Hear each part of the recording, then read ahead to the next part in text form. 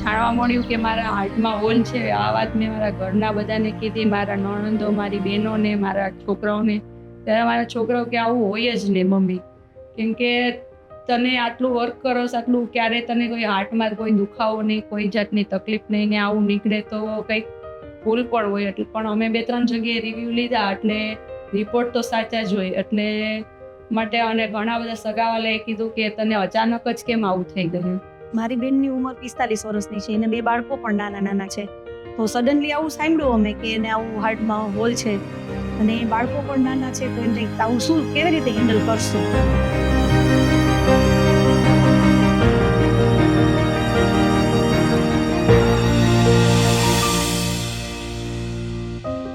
આટલા હું 46 વર્ષની ઉંમર થઈ પણ મેં ક્યારેય બોડી ચેકઅપ કરાવેલું નહોતું. પણ મને થોડોક પ્રોબ્લેમ, મારા શરીરમાં હાથ પગ દુખવાના, ખાલી ચડવાના એવા પ્રશ્નો આવવા માંડ્યા. એટલે એક દિવસ રજા રાખીને મેં મારું બોડી ચેકઅપ કરાવ્યું નજીકની હોસ્પિટલમાં. પણ મને એમાંથી મારા હાર્ટમાં કંઈક પ્રોબ્લેમ હોય એવું ડિટેક્ટ થયું. એટલા માટે મેં 2-3 જગ્યાએ તપાસ કરાવી.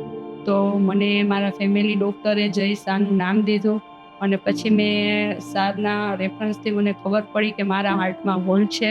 અને મને જાણવા મળ્યું કે ક્યારેક આપણે હેલ્થ માટે પણ સમય કાઢવો જોઈએ. ખાલી છોકરાઓ અને જોબ એ જ આપણું જીવન નથી. ક્યારેક આપણા શરીર માટે પણ આપણે 1-2 દિવસનો સમય કાઢી અને બોડી ચેકઅપ અવશ્ય 40 વર્ષ પછી કરાવવું જોઈએ. દરેક સ્ત્રી, જેન્ટ્સ, લેડીઝ દરેકે કરાવવું જોઈએ એવું મારું માનવું છે. કે ઘણી વખત ન વિચારેલું નીકળે છે.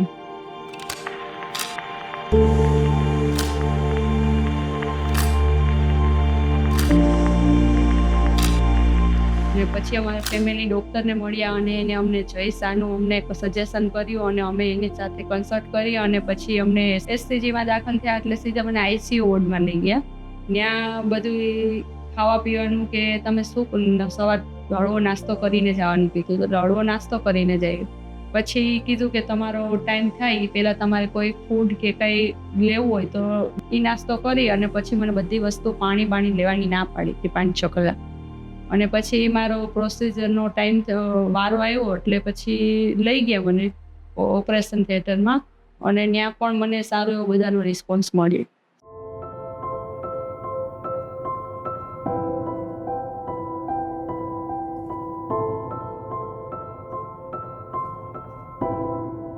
આ સર્જરીનું કરવાનું આવ્યું પણ મારે એટલું સારું હતું. મારા હસબન્ડ સ્ટાર હેલ્થનો અમારે મેડિક્લેમ હતો અને મેડિક્લેમને લીધે અમને માનસિક સ્ટ્રેસ, જે ભારણ હોય પૈસાનું કે કઈ રીતે આવડી મોટી સર્જરીમાં આટલા પૈસા કાઢશું, પણ મેડિક્લેમને લીધે અમને ઘણું પણ રાહત રહી. અને દરેકે મેડિક્લેમ લેવો જ જોઈએ.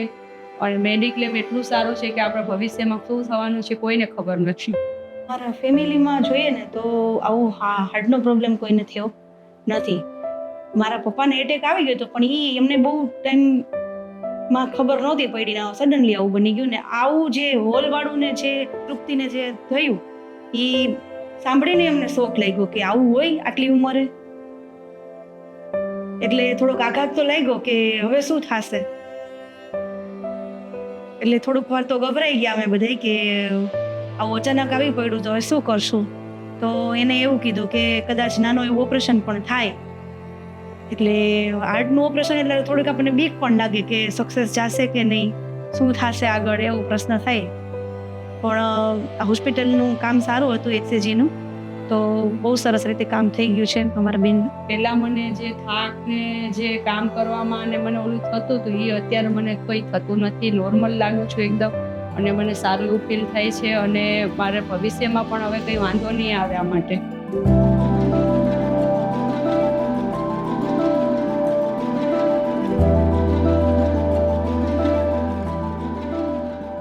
અને ડૉક્ટર જય શાહનું કામ એટલું સારું છે કે મારો તો ઓપિનિયન એવું જ છે કે કોઈ હાર્ટનું કંઈક હોય તમારે તો જય શાહની જ મુલાકાત લેવી જોઈએ.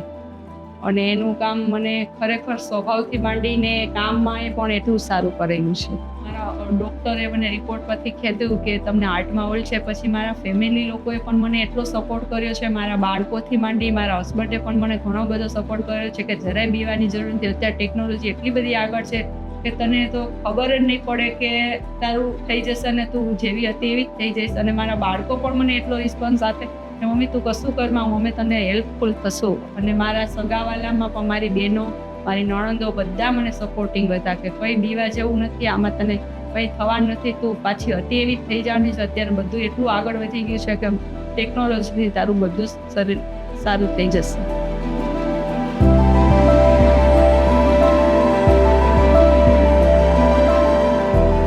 ઓપરેશન કરવામાં મને જય શાહ સરનો પણ બહુ સારો એવો સપોર્ટ મળ્યો છે અને એના લીધે જ હું અત્યારે 7 દિવસમાં આટલી રિકવરી સાથે તમારી સાથે વાત કરી રહી છું. અને એસસીજી હોસ્પિટલનો પણ ખૂબ સારો એવો સપોર્ટ મને કરેલો છે. એના સ્ટાફ લોકો પણ એટલા સેવાભાવી અને એટલા નિર્માણ્ય હતા કે તમે જરાક પણ બોલાવો તો તરત જ તમને જવાબ દે અને કંઈ પણ હોય તો તમને મદદરૂપ થાય. એટલા માટે મને ખૂબ જ બધાનો આભાર છે કે મને જય શાહ સર અને એસસીજી હોસ્પિટલ અને એના સ્ટાફનો મને બહુ જ સહકારથી હું આજે તમારી સામે વાત કરી રહી છું.